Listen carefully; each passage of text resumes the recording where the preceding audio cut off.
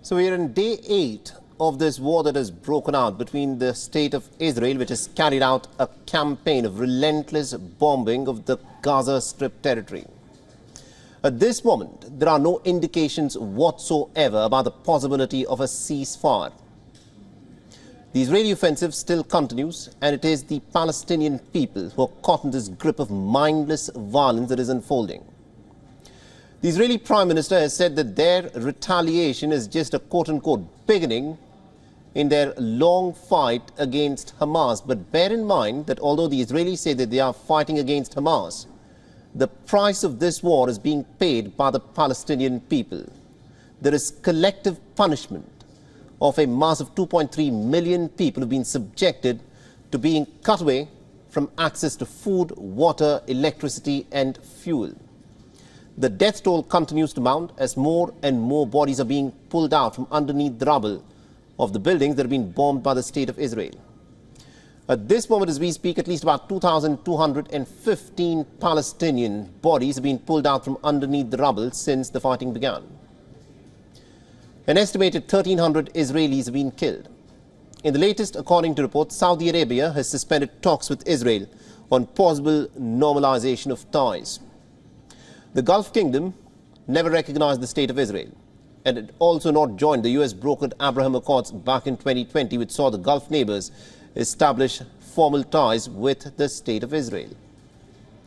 The Israeli army has apologized for the death of the Reuters journalist who, remember, was killed in Israeli shelling along the frontier with Lebanon. There were 6 other journalists who were also said to have sustained serious injuries.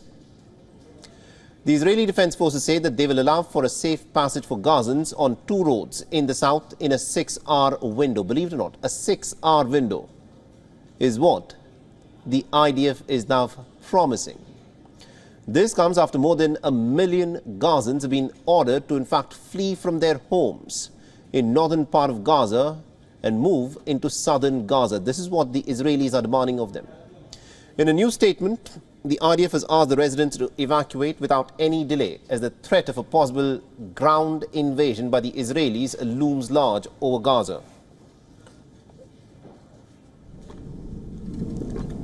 So as the relentless air campaign of the Israelis continues, the Israeli army has said that their strikes have killed 2 Hamas military commanders who were behind the cross-border raid that took place on the state of Israel exactly a week ago. The military has said that it has killed the head of the Hamas aerial system and also a company commander.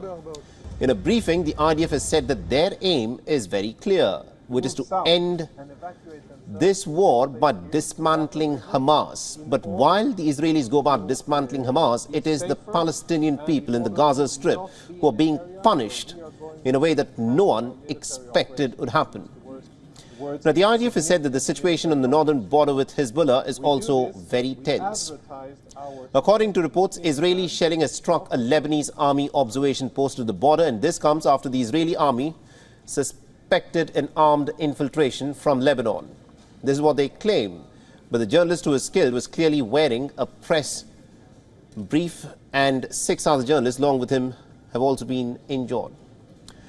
The new documents have surfaced that reveal that the militant group Hamas had intentionally targeted a youth center in the Israeli kibbutz region, and this was done to kill as many of the Israelis as possible and to seize hostages and then to quickly take them into the Gaza Strip.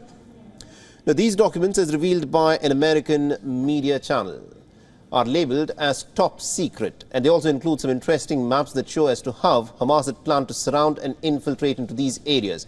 And they also point out to the monumental failure of Israeli intelligence in preventing this attack from happening. Now, the Israeli bombing raids continue to pound Gaza. These are images released by the Israeli Defense Forces. You can look at the scale of the bombs that are being dropped in what are arguably some of the most densely populated neighborhoods anywhere in the world. Now, the Israeli Defense Forces have shared their footage where they show their continued attack on Hamas and on the Gazans. In a fresh strike, the Israeli airstrike has hit the region where the Palestinian rescue team, believe it or not, it's a rescue team of ambulances and other paramedics who have now been attacked by the Israelis with a bomb.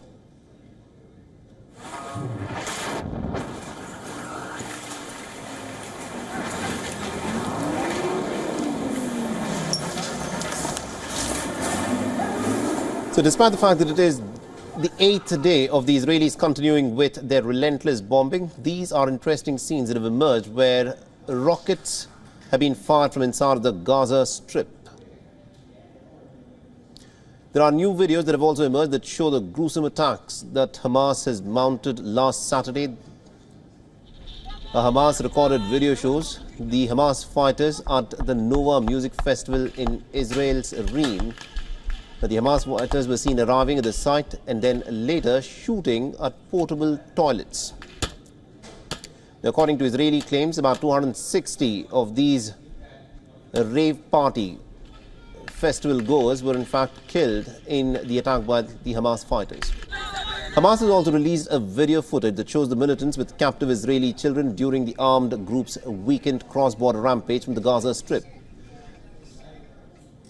Now, the militants can be seen bandaging the foot of a Israeli child while others carried infants. And the video is suspected to be from Israel's kibbutz Holet. Now, there was no indication as to what the status of these captive children is. Meanwhile, on the domestic front, the Israeli Prime Minister Benjamin Netanyahu is facing a lot of heat. Now remember, people are saying that Netanyahu must not remain the Prime Minister of Israel anymore. The protesters gathered in the capital and they're demanding urgent answers from their government about Israeli hostages that have been taken by Hamas. They're saying that Netanyahu was elected as the Prime Minister so that he could defend the people of Israel, but he has completely failed in his job. Russia, meanwhile, has proposed a draft UNSC resolution on the conflict that calls for an immediate humanitarian ceasefire. It has also condemned the mindless violence that has been unleashed on the civilians in Gaza. Now, according to reports, the Russian diplomat is planning to meet with Hamas next week for talks to try and free the hostages. Now, speaking of international diplomatic efforts, the U.S. Secretary of State Antony Blinken continues with his West Asia trip. Remember, he's been hopping from one capital to another, meeting one leader after another. And currently, he's now in Saudi Arabia, where he's met with the Saudi Foreign Minister, Prince Faisal bin Farhan. He was earlier in Bahrain, where he met with the country's king and also the Prime Minister. In Qatar, he met with the Qatari Emir, the country's Prime Minister and the Foreign Minister. Speaking in Doha, Blinken said that it cannot be business as usual with Hamas. However, Qatari Prime Minister signaled that Qatar would not be closing down the Hamas's political office. WION is now available in your country. Download the app now and get all the news on the move.